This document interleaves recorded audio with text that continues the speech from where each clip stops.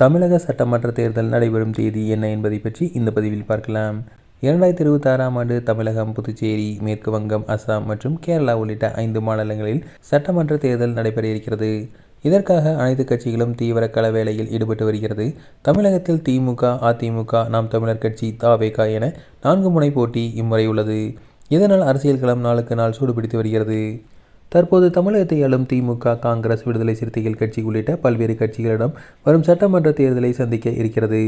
மறுபக்கம் அதிமுக, பாஜகவுடன் கைகோர்த்துள்ளது. தமிழக வெற்றி கழகம் என்ற புதிய கட்சியை தொடங்கி முதல் தேர்தலை சந்திக்க இருக்கும் விஜய் இன்னும் யாரிடம் கூட்டணி அமைக்கவில்லை. அவர்கள் தனித்தே போட்டியிட சூழல் இருக்கும் என கூறப்படுகிறது. சீமானின் நாம் தமிழர் கட்சி இம்முறையும் தனித்தே போட்டியிட இருக்கிறது. இந்த சூழலில் 2026ஆம் தேர்தல் நடைபெற இருக்கும் 5 மாநிலங்களில் உள்ள 824 சட்டமன்ற தொகுதிகளிலும் தேர்தலை நடத்துவதற்கான முன்னேற்பாடுகள் தீவிரமாக நடைபெற்று வருகிறது. தேர்தல் ஆணையமும் ஒவ்வொரு மாநில அரசும் அதிகாரிகளுடன் ஆலோசனை நடத்தி வருகின்றன.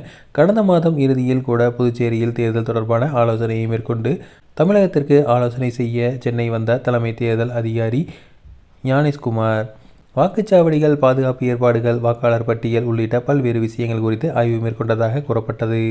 மேலும் அங்கீகரிக்கப்பட்ட அரசியல் கட்சிகளின் தலைவர்களை சந்தித்தும் கருத்துக்கள் கேட்டறிந்தனர்.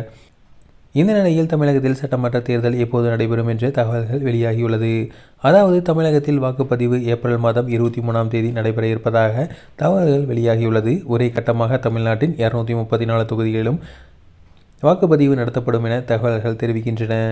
தேர்தலின் வாக்குப்பதிவு நடந்ததில் இருந்து 2 நாட்களில் ரிசல்ட் வெளியிடப்படும் என கூறப்படுகிறது. அது தொடர்பாக அதிகாரப்பூர்வ அறிவிப்பு விரைவில் வெளியாகும் என எதிர்பார்க்கப்படுகிறது. இதனால் வரும் நாட்களில் தேர்தல் களம் மேலும் சூடுபிடிக்க தொடங்கும். அனைத்து அரசியல் கட்சிகளும் தேர்தல் பிரச்சாரத்தை தீவிரப்படுத்தும். மேலும் தற்போது தமிழகத்தை ஆளும் மு.க. ஸ்டாலின் தலைமையிலான திமுக அரசின் பதவிக்காலம் மே 10ஆம் தேதியுடன் முடிவடையும் என்பது குறிப்பிடத்தக்கது.